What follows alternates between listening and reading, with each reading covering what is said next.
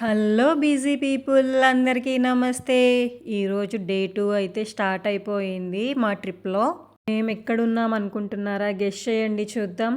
ఇదేంటి railway station లాగుందే, ఎక్కడున్నారు వీళ్ళని అనుకుంటున్నారా? వచ్చేసామండి జైసల్మీర్‌కి. ఇది జైసల్మీర్ రైల్వే స్టేషన్. చాలా పెద్దగానే ఉంది ఇది. ఎర్లీ మార్నింగ్ దిగామండి ఇక్కడ మేము. కానీ మా క్యాబ్ అతను ఆన్ టైంకి వచ్చేసాడు. చాలా హ్యాపీగా ఉన్నింది. అలా ఆన్ టైంకి వచ్చేస్తే హ్యాపీగా ఉంటుంది కదా. అండ్ ఎర్లీ మార్నింగ్ అయినా ఆగ్రాతో కంపేర్ చేసుకుంటే జైసల్మీర్లో కొంచెం చలి తక్కువగానే ఉంది. క్యాబ్ ఆన్ టైంకి వచ్చేసింది కాబట్టి డిలే ఏం అవ్వలేదు మాకు ఎక్కడ. త్వరగానే వెళ్ళిపోయాం రూమ్కి. ఇక్కడ రూమ్ బయట కొన్ని పిక్స్ దిగాము. అందులో ఇవి కొన్ని. మా బాబు చూడండి ఎంత క్యూట్గా ఉన్నాడో.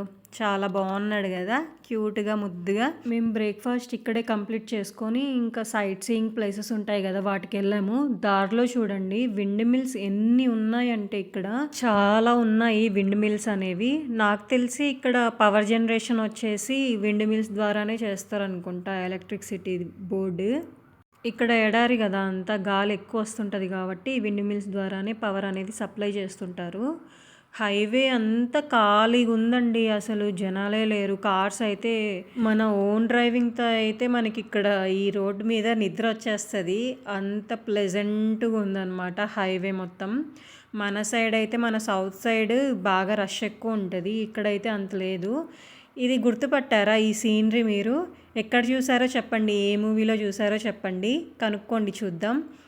అది ఎక్కడ చూసారో గుర్తుకొచ్చిందా ఇప్పుడు మీకు? కలేజా మూవీ అండి. కలేజా మూవీలో వాళ్ళు నడుచుకుంటూ వెళ్తుంటారు కదా అలా ఎడారిలో, అదే ప్లేస్ అండి అది వచ్చేసి.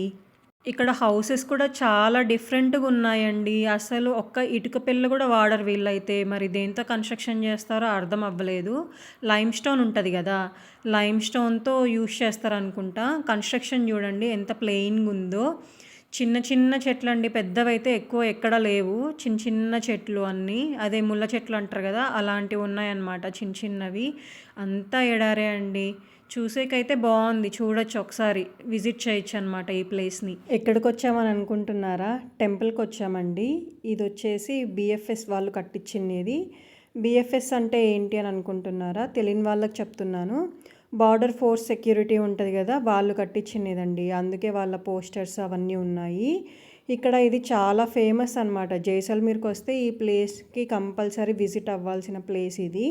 తన్నోట్ టెంపుల్ అనమాట. ఇక్కడ మాతాజీకి పూజ చేస్తారు.